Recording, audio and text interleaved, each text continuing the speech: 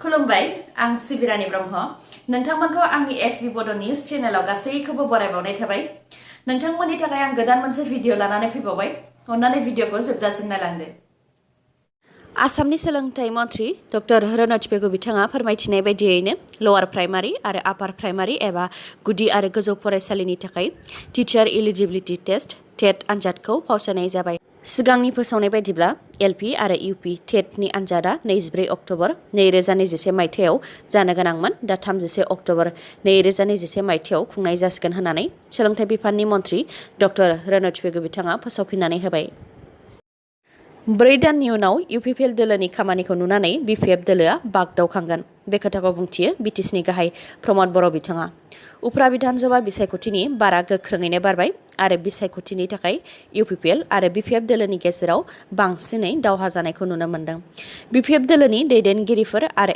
MLAफोरा प्रमद बर' बिथांखौ 8 दानाव रायजो राजानि थाखाय जेबो खामानि मावाखै होननानै अजद होदोंमोन बेनि सायाव प्रमद बर' बिथाङा फिननाय होदोंदि थांनाय 17 बोसोराव रायजो राजानि जेबो जौगानायनि खामानि मावनो हायै BPF दोलोआ 8 दान सरकार सालायनाय UPPL दोलोखौ आसि दिन्थिनो जेबो मोन्थाइ गैया होननानै लोगोसे 8 दानाव UPPL सरकारा मेडिकेल कलेज गायसंदों मोनसे गोदान जिल्ला मोननो हादों बिटिआर गोरोबथानि दफाफोरा मावफुंजागासिनो दङ आरो बारग' NDBफोरनि केसआ बोखारजाबाय होननानै बुंथियो बिथाङा बेनि अनगायैबो सिं गोबां खामानि मावगासिनो दङ 4 दाननि उनाव बेफोर गासै खामानिखौ नुयोब्ला BPF दोलोआ बागदावखांगोन होननानैबो बुंथिबावो बिथां प्रमद बर'आ मख'नो गोनांदि प्रमद बर' बिथांजों लोगोसे माखासे दैदेनगिरिफ्रा 28 नं गसाइगाव बियाबाव उफ्रा बिधानसभा बिसायख'थिखौ लानानै गोख्रोङै फोसावदिं मेल खुंदों आरो बिसायख'थिखौ लानानै BJP AGP आरो UPPL दोलोआ सांग्रां होननानैबो फोरमायथियो बिथाङा लोगोसे एलायन्स पार्टिया उनाव गोबां खामानि मावनो आखायाव लादों जेरै लाइमोनफोरनि थाखाय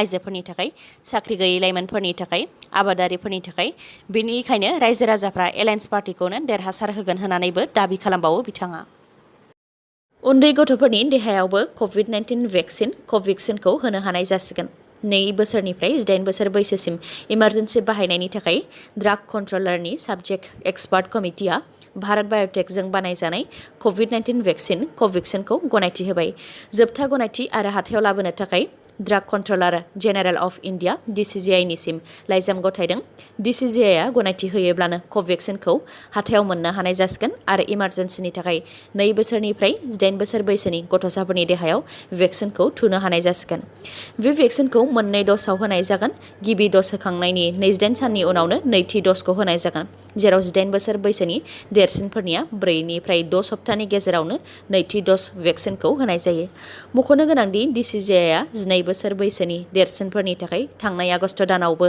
COVID-19 भेक्सिन जायकभ-डीखौ गनायथि होदोंमोन नाथाय बेयो दासिम हाथायाव फैथ'वाखै दुर्गा फुजानि रंजाफुबाय थानाय समखौ खाबु लानानै गिदिर दाखाथि खालामनायनि सोलो फुजानि समावनो मरिगावनि जालुगुटियाव आसाम पुलिसा 2 दाखाथिखौ हमनो हादों हमजानाय 2 दाखाथिनि मुङा मुस्ताफा कामाल आरो दिलदार हुसैन दाखाथिफोरनिफ्राय आसाम पुलिसा 2 पिस्तल आरो गरबा गोथां गुलि हमनो हादों फुजानि समाव खाबु लानानै दाखाथि खालामनो थाखाय सिखावफोरा कामपुरनि कुसुवानिफ्राय मरिगाव जालुगुटियाव फैदोंमोन बेयावनो पुलिसनि आखायाव हमजानो गोनां जादों उफ्रा बिसायख'थियाव GSP दोलोआ बिजाथि होनायखौ बोखारनानै लाफिनाबा लोगो सोरखारनिफ्राय ओंखारलांनो थाखाय GSP दोलोखौ बिथोन होबाय गबिन्द बसुमतारिया काउन्सिलाव GSP UPPL BJP जथाय सरकार थानायनि उनावबो उफ्रा बिधानसभा बिसायख'थियाव UPPL दोलोनि बेरेखा बिजाथि फसंनायखौ लानानै बोराबनाय फोरमायथिदों गबिन्द बसुमतारि बिथाङा लोगोसे GSP दोलोआ बिजाथि होमारोब्ला अदेबानि नमिनेशन होनायखौ बोखारनानै लाफिनाब्ला GSP दोलोखौ काउन्सिलाव लोगो महरै थानायनिफ्राय आनज्रायलांनो थाखायबो बिथोन होयो गबिन्द बसुमतारि बिथाङा 58 नं तामुलपुर बियाबाव UPPL दोलोनि बिजाथि जलेन दैमारि बिथांखौ देरहासार खालामनो थाखाय फोसावदिं मेल खुंनायाव बेफोर खोथाखौ बुंथियो बिथां गबिन्द बसुमतारिया लोगोसे 58 नं तामुलपुर बियाबाव उदां बिजाथि महरै गसंनाय इमानुएल मुसाहारि आरो गणेश कछारिया जेबो गोहोम खोख्लैनो हानाय नङा मानोना बिथांमोननि सायाव दोलोनि मदद गैया बेराफारसेथिं BJP दोलोआ 28 नं गसाइगाव आरो 58 नं तामुलपुर बियाबखौ UPPL दोलोनो एंगारनानै होदों बेनि थाखायनो UPPL दोलोआ देरहागोना रोखा होननानैबो दाबि खालामो बिथां गबिन्द बसुमतारिया गुबुन फारसेथिं गबिन्द बसुमतारिनि फिननायखौ गोख्रोङै होदों GSP दोलोनि गाहाय नब कुमार सरनिया बिथाङा बिथाङा बुंथियोदि काउन्सिलनिफ्राय GSP दोलोखौ होखारनोबा होखार, नाथाय GSP दोलोखौ होखारोब्ला गबिन्द बसुमतारिया फैगौ बोसोरावनो देरहानो हानायनि जेबो लामा थानाय नङा। बेनि अनगायैबो 5 बोसोर सोरखार दानो गोनां UPPL सोरखारा 5 बोसोर जानायनि बोसोरनै सिगांनो होखारजागोन आरो क'क्राझाराव UPPLआ हाबनोनो हानाय नङा। मानोना क'क्राझाराव BPF दोलोआ दासिमबो गोख्रों आरो क'क्राझाराव UPPL दोलोनि गोबां बेरेखा दं होननानैबो बुंथिबावो बिथाङा। लोगोसे GSP दोलोआ एलायन्सआव थासेयावबो बिजाथि फसंनायनि सायाव बिथाङा बुंथियोदि GSP दोलोआ एलायन्सआव दंबा बिजाथि फसंनायनि सिगां मानो GSP जों सावरायलायाखै। लोगोसे BTCआव BJPआ बुंनाय बायदियैसो GSPआ एलायन्सआव दङ, नाथाय MLAखौ मदद होनांगौ होननानै सिगांनो सावरायखानाय जायाखै होननानैबो फोरमायथिबावो। सिगांनि बिसायख'थियाव रायजो राजानि सार्थआव UPPLनो एंगारनानै होनाय जादोंमोन होननानैबो बुंथिबावो बिथाङा। बेनि अनगायैबो बुंथिबावोदि बर' रायजो राजाफ्रा समायना बड'लेण्ड आरो समायना बिटिआरनि सिमां नुदोंमोन, नाथाय बेबो फेलें।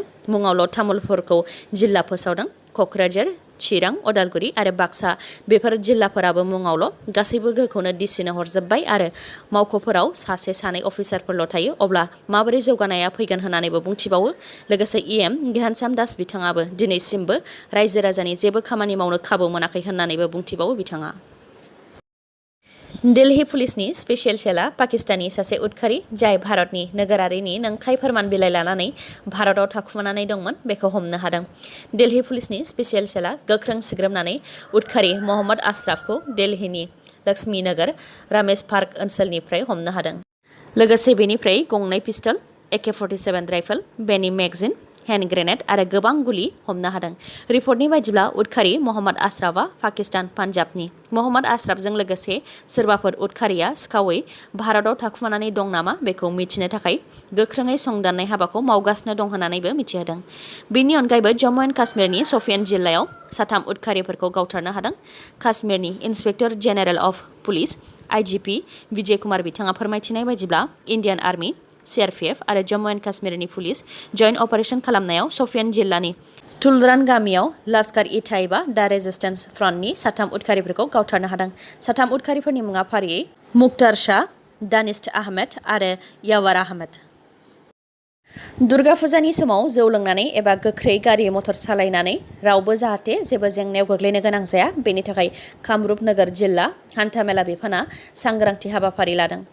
हान्थामेला बिफाननि गाहाय गौतम दास बिथाङा फोरमायथिनाय बायदिब्ला सोरबा गारि सालायग्राया जुदि जौ लोंनानै लामायाव गारि सालायो, अब्ला गारि मटर आयेन 185 धारानि गेजेरजों बिसोर बायदि सुबुंनि हेंथायै गोख्रोङै राहा लानाय जागोन। जौ फेनानै गारि सालायोब्ला 2000 रांनि अनगायै दा 10,000 रां जुरिमाना होनो गोनां जागोन। बेनि अनगायैबो हेलमेट गैयालासे गारि सालायोबा 1000 रां जुरिमाना होनो गोनां जागोन। फोरमान बिलाइ गैयालासे गारि सालायोबा 5000 रां जुरिमाना होनो गोनां जागोन। सीट बेल्ट लागायालासे गारि सालायोबा 1000 रां जुरिमाना होनो गोनां जागोन। बैसो जायालासे गारि सालायोबा 5000 रां जुरिमाना।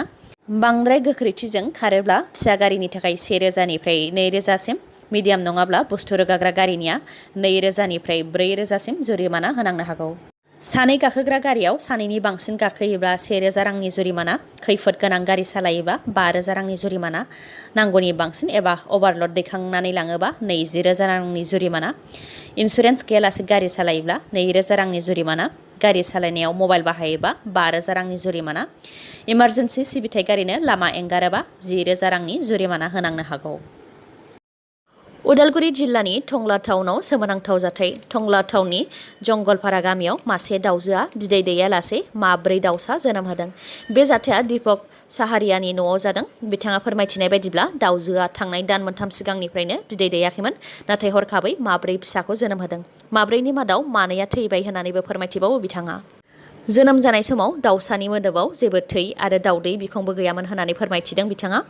बे जाथायखौ माखासे साइन्टिफिक जाहोननि थाखाय जानो हागौ होननानैबो सन्देह खालामनाय जादों।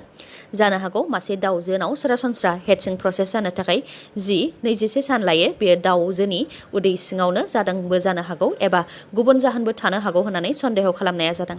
बिदै गैयालासे फिसा जोनोम होनायखौ खौरां मोननानै गोबां सुबुंफोरानो नायनो थाखाय थुबुरबो जाहैदों। फोरमायथिनाय बायदिब्ला ICAR directorate of poultry research हायद्राबादजों जौगाखांहोजानाय बानाराजा ब्रिडनिमोन बे दाउजोआ। दिनैनि भिडिअआ एसेनोसै। गाबोन आरो गोदान भिडिअजों लोगो मोनफिनबावगोन। नोंथाङा दासिमबो आंनि चेनेलखौ साबस्क्राइब खालामाखैबा अन्नानै साबस्क्राइब खालामदो।